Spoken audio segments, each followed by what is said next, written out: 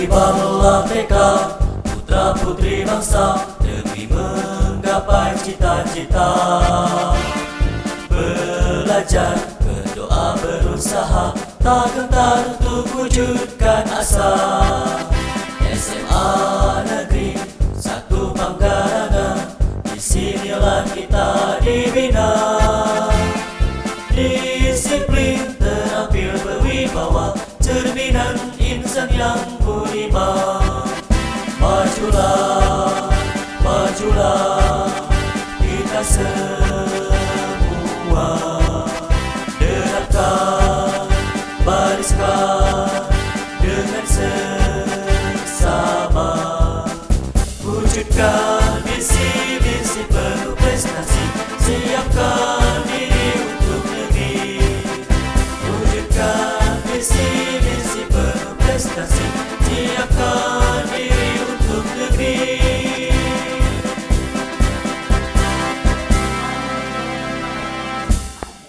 Salam dan bahagia. Perkenalkan, saya Dewi Irawati, calon guru penggerak angkatan 6 dari SMA Negeri 1 Panggarangan, Kabupaten Lebak, Provinsi Banten. Yang saya hormati Bapak Ida Bagus Gede Eka Putrawan selaku fasilitator saya. Yang saya hormati pengajar praktek saya Bapak Eva Kurniawan, dan yang saya hormati Bapak Cahya Irawan selaku Kepala Sekolah SMA Negeri 1 Panggarangan, Kabupaten Lebak, Provinsi Banten. Baiklah, saya di sini akan memulai coaching supervisi akademik bersama rekan saya. Silakan diperkenalkan diri, Bu. Perkenalkan, nama saya Noviani. Saya mengampu mata pelajaran biologi di SMA Negeri 1 Panggarangan, Kabupaten Lebak, Provinsi Banten. Ya, terima kasih Bu Novi ya. Sama-sama, Bu.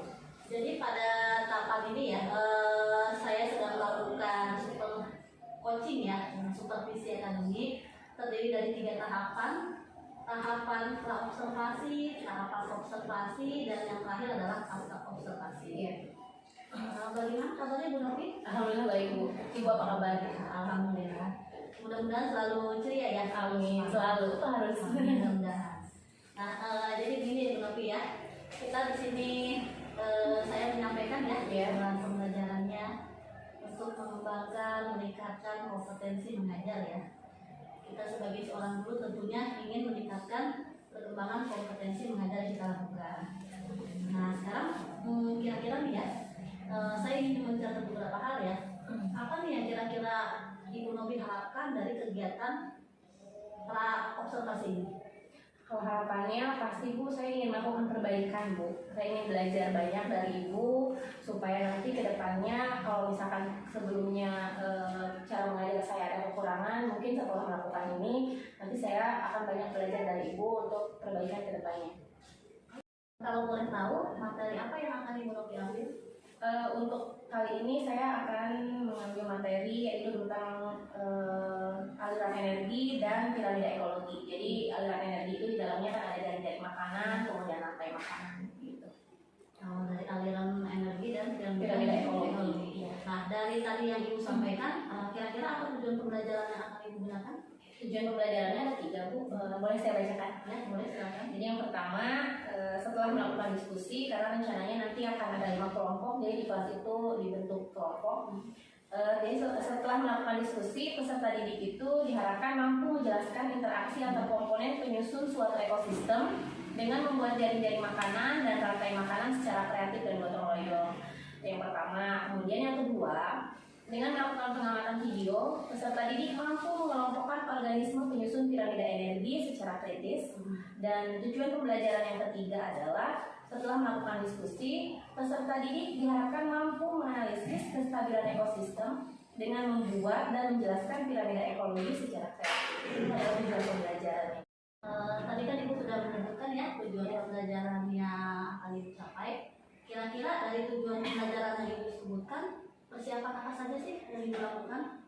Persiapannya yang paling pertama mungkin adalah saya mempersiapkan modul ajar. Karena ini kan kurikulum merdeka, saya mengajar di kelas 10. Jadi yang pertama saya lakukan itu adalah saya mempersiapkan perangkat ajarnya. Dari mulai penyusunan modul, terus kemudian pemilihan materi tentunya, terus kemudian saya mempersiapkan LKPD, karena LKPD-nya insya Allah saya buat sendiri, Bu.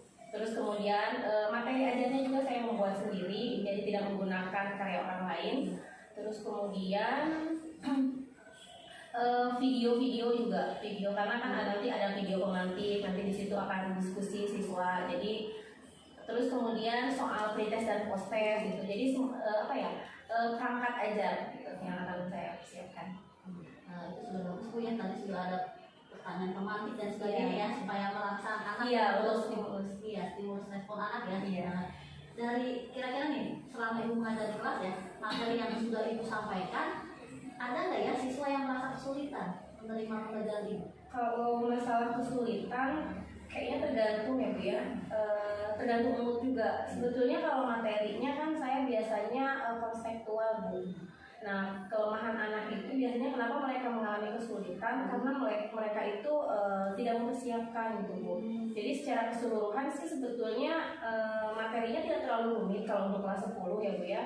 Apalagi di materi yang ekosistem ini gitu, karena kan ini berhubungan dengan alam. Tadi kan ya Ibu sudah menjelaskan kesulitan yang dialami oleh siswa ya, tergantung dari mungkin masing-masing anak ya Bu ya. Nah, kira-kira untuk supervisi yang akan saya lakukan ya, Ibu punya strategi apa gitu ya akan Ibu gunakan ketika nanti Ibu akan melakukan supervisi itu? Kalau strateginya sih paling ke PBL. Jadi PBL ini adalah problem based learning, yaitu pembelajaran berbasis masalah. Jadi nanti rencananya saya akan menyediakan video, dan setiap kelompok itu videonya berbeda Bu. Jadi yang satu kan ekosistem sawah, misalnya ada ekosistem laut, yang ketiga ekosistem hutan, dan seterusnya. Selain itu juga nanti akan disajikan artikel Bu. Jadi artikel yang berhubungan dengan ekosistem. Jadi kalau misalkan kelompok yang pertama itu menganalisis ekosistem sawah, berarti artikelnya juga yang berhubungan dengan sawah gitu, atau padi misalkan.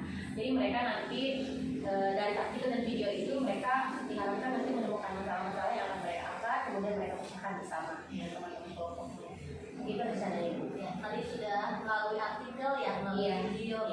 Berarti Ibu sudah menerapkan pembelajaran berbasis inisiasi ya di sini. Jadi sudah ada beberapa konten ya yang disajikan, jadi tidak hanya terbatas pada satu sumber saja kan ya. Bagaimana ya strategi Bu Novi untuk mengembangkan kompetensi siswa Bu Novi di kelas?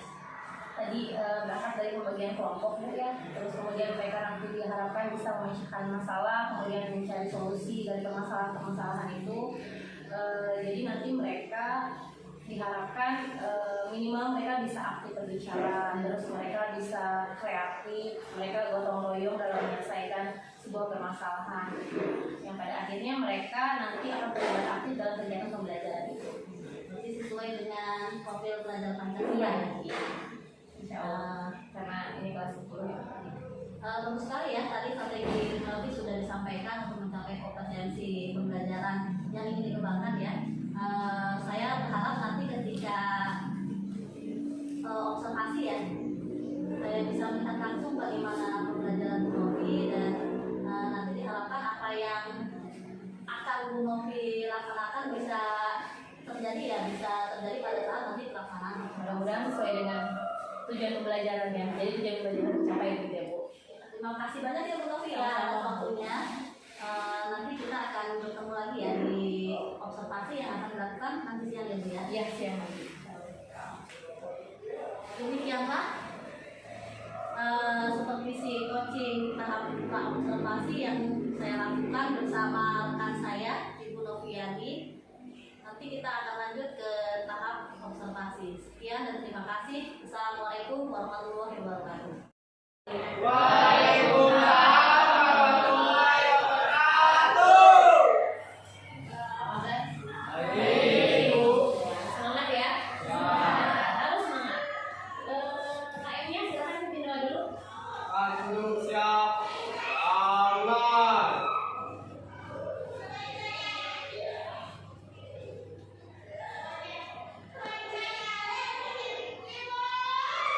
Hasan. Kang salam.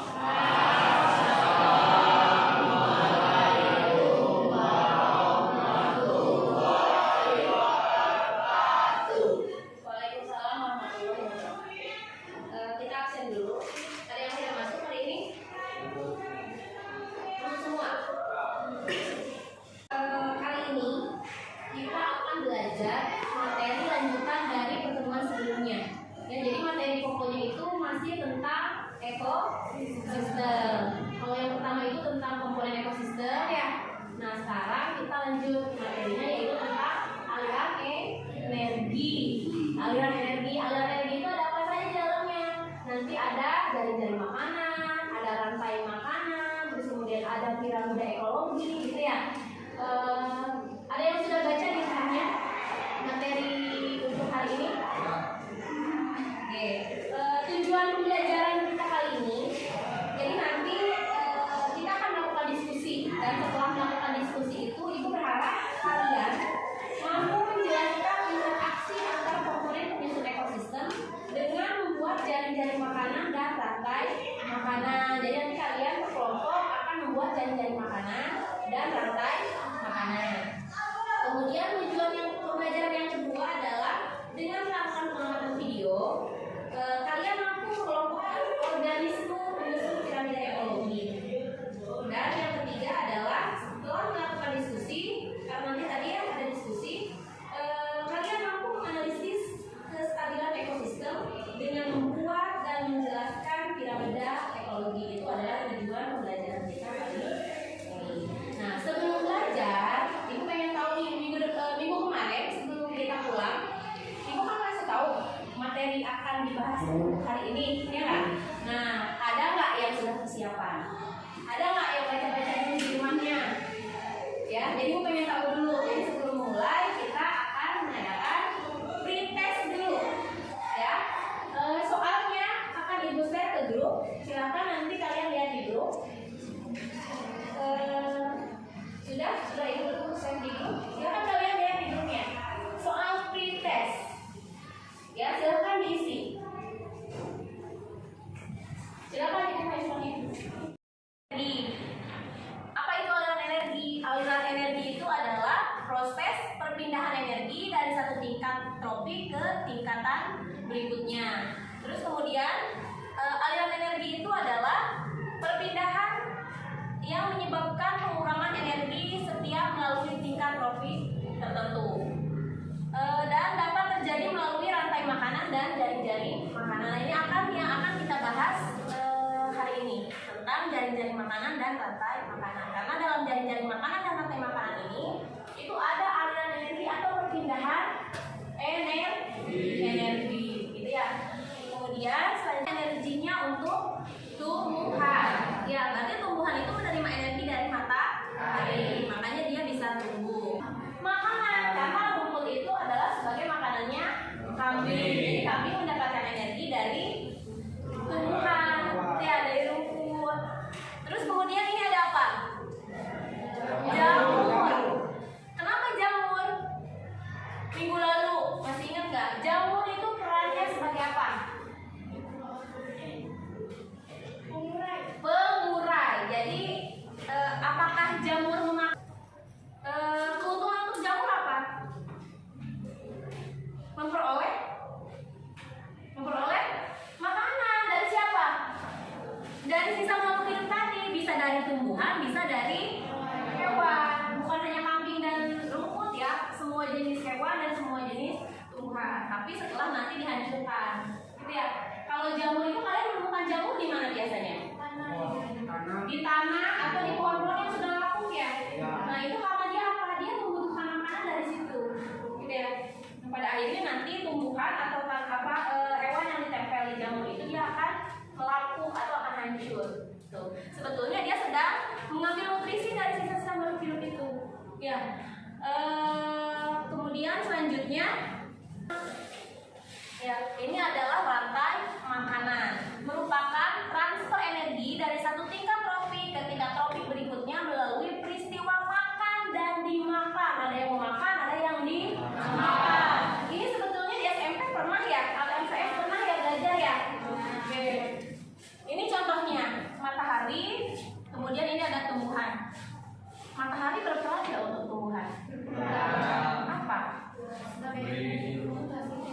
sebagai fotosintesis.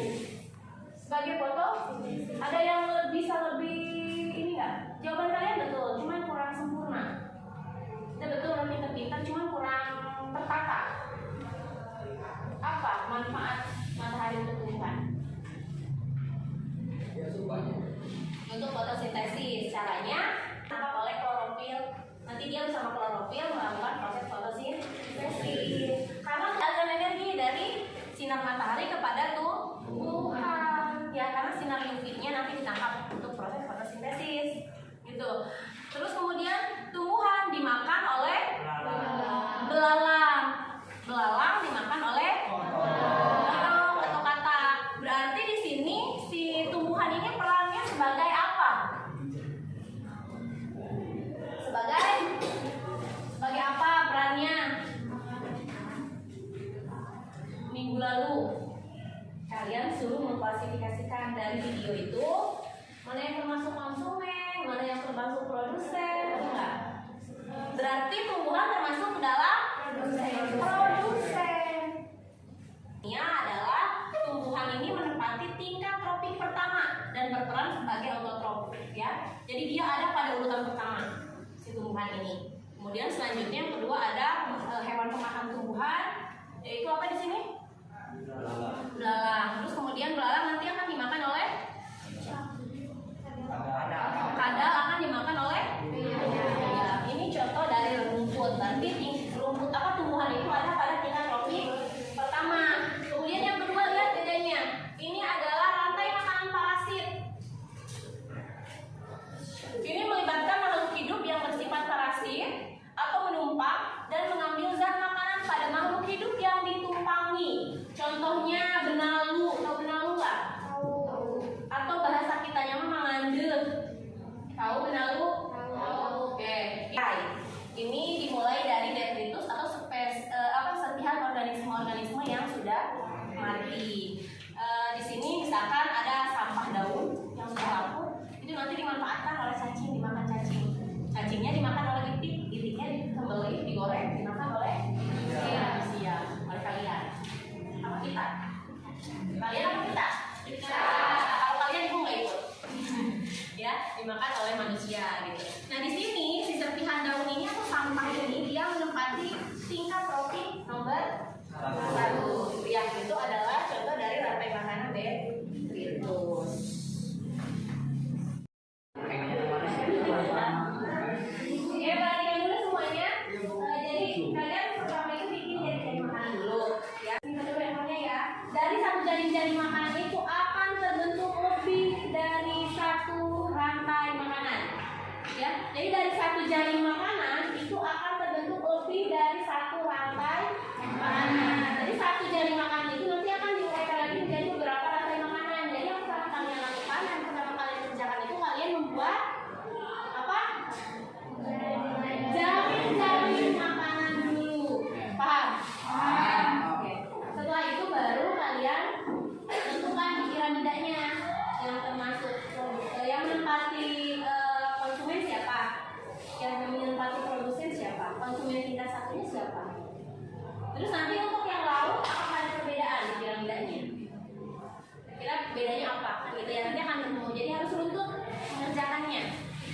Ya, sebetulnya boleh mengerjakan rantai makanan dulu, nanti jaring-jaring. Cuma kalau lebih enaknya jaring-jaring makanan dulu baru rantai makanan. Bismillahirrahmanirrahim. Assalamualaikum warahmatullahi wabarakatuh.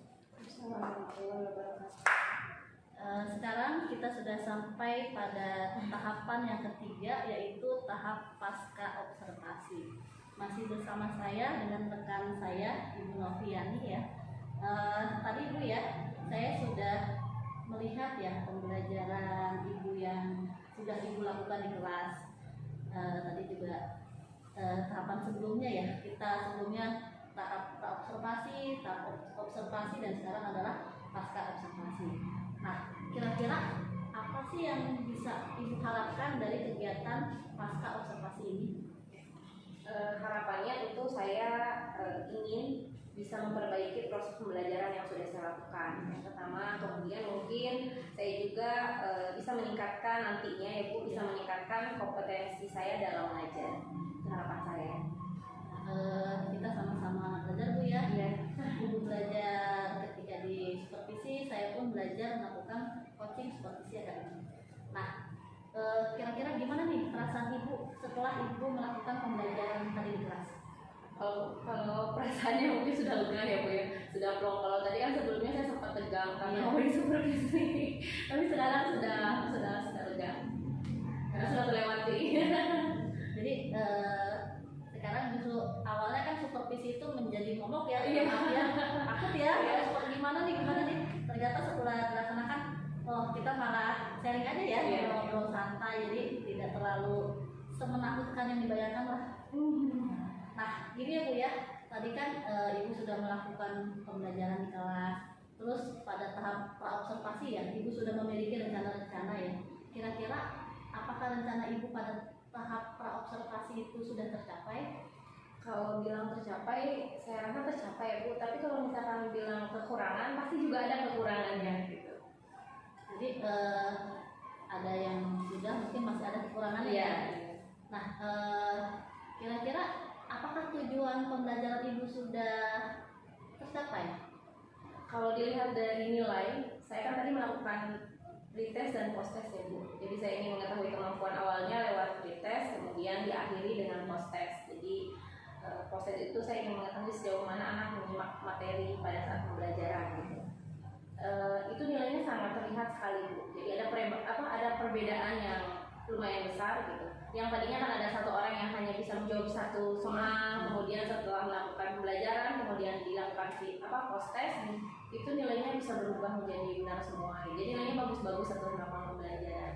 Jadi kalau dilihat dari tercapai atau tidak tujuan pembelajaran, itu mungkin bisa dikatakan tercapai. Cuman tadi kembali lagi, kalau bicara kekurangan pasti akan ada kekurangan. Makanya saya nantinya kedepannya minta masukan-masukan lagi dari ini. Tadi sudah ada perubahan ya Bu ya, dari Iya. sebelum Ibu melaksanakan metode pembelajaran yang Ibu lakukan Iya. ya. Jadi ada perubahan dari segi nilai ya. Iya, dari segi nilai sudah. Iya. Dari keaktifan juga memang tadi terlihat sekali Bu. Jadi mereka benar-benar kan tadi di kelasnya sudah Ibu saksikan juga. Jadi mereka berkolaborasi, jadi mereka mempunyai tanggung jawab gitu dalam setiap program. Nah, kira-kira bisa tidak Ibu menyampaikan keunggulan pembelajaran yang sudah Ibu lakukan? Kalau tadi kan saya menggunakan PBL ya Bu, pembelajaran berbasis masalah, mungkin yang salah satu keunggulannya itu dapat meningkatkan kemampuan berpikir kritis siswa. Itu karena kan siswa bisa memecahkan masalah dari masalah yang disajikan gitu. Terus kemudian yang kedua menumbuhkan inisiatif siswa dalam bekerja. Karena kan tadi kerjanya berkelompok, jadi mau tidak mau mereka harus berkolaborasi dengan temannya, gitu ya, kerjasama gitu. Jadi gotong royongnya terlihat gitu mereka. Terus kemudian yang selanjutnya keunggulannya juga mungkin dapat mengembangkan hubungan interpersonal dalam bekerja kelompok, karena tadi mereka melakukan kerjasama gitu. Jadi terlihat sekali interaksinya terlihat di antara mereka. Jadi kan tadi keunggulan yang Ibu lakukan sudah sesuai ya dengan kurikulum Merdeka Iya. ya berarti sudah sesuai dengan profil pelajar Pancasila ya. Tadi sudah ada nilai gotong royong, kebersamaan, Kreatif juga. kreatif, kolaborasi ya, itu sudah tercapai. Juga dari awal ya, berarti poin-poin dari profil pelajar Pancasilanya sudah tercapai ya di pembelajaran yang Ibu lakukan. Nah, hal-hal apa yang sekiranya masih kurang dalam pembelajaran itu? Yang masih kurang, kalau kekurangannya tadi itu memang masih ada beberapa anak yang susah untuk diarahkan ya. Ketika temannya sudah mulai melakukan diskusi, melakukan diskusi pemecahan masalah, tapi tadi ada satu atau dua orang yang masih ketawa-ketawa gitu. Jadi mereka mungkin belum paham apa tugasnya gitu, karena kan mungkin terbiasa mendengarkan secara ceramah gitu ya, atau mungkin hanya dengan membaca, tapi tadi mereka diajak untuk melakukan diskusi untuk memecahkan masalah. Jadi mereka mungkin masih ada beberapa yang merasa bingung gitu. Tapi setelah diarahkan, setelah beberapa kali saya kasih sentuhan ya, ditoel istilahnya ya, akhirnya mereka juga masih mengikuti. Tapi masih tadi ada beberapa yang sulit diatur gitu siswa. Jadi kan ini kita berproses ya. Iya. Kan awalnya pembelajaran berbasis guru ya. Iya. Teacher Master Center sekarang Iya, sudah beralih iya. ke pembelajaran berbasis siswa, Student Center.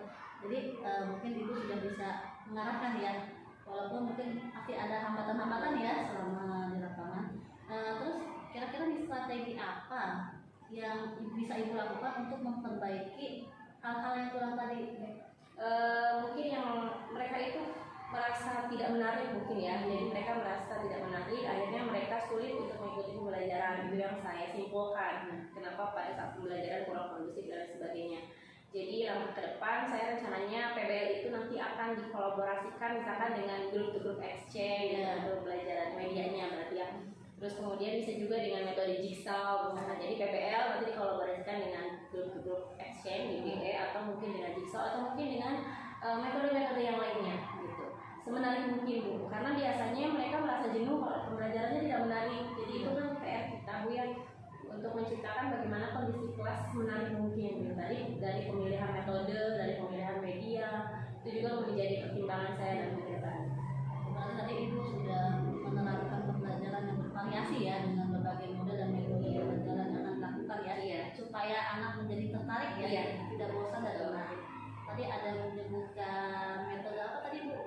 Grup-grup exchange. Itu bisa diceritakan sedikit itu Kalau bagaimana? GGE itu jadi nanti mereka berkelompok, tapi dalam kelompok itu ada juru ahli gitu. Jadi nanti satu orang dari perwakilan kelompoknya itu ditunjuk oleh kelompoknya menjadi juru ahli. Jadi mereka dia itu nanti yang juru ahli ini yang menjelaskan, kemudian yang nanti akan merespon pertanyaan-pertanyaan dari temennya. Gitu. Kalau dikolaborasikan dengan PBL itu semua nanti terlibat. Ya, jadi melibatkan semua siswa ya. Iya, cuma pada saat penyajikan hasil karyanya atau presentasikan misalkan itu nanti ditunjuk satu orang perwakilan dari kelompok mereka. Oh iya seperti itu. Iya. Berarti masing-masing siswa sudah berperan aktif ya. Iya. Jadi sudah melakukan, jadi tidak ada siswa lagi yang diam ya dalam artian siswa sudah berperan aktif dalam pembelajaran yang dilakukan.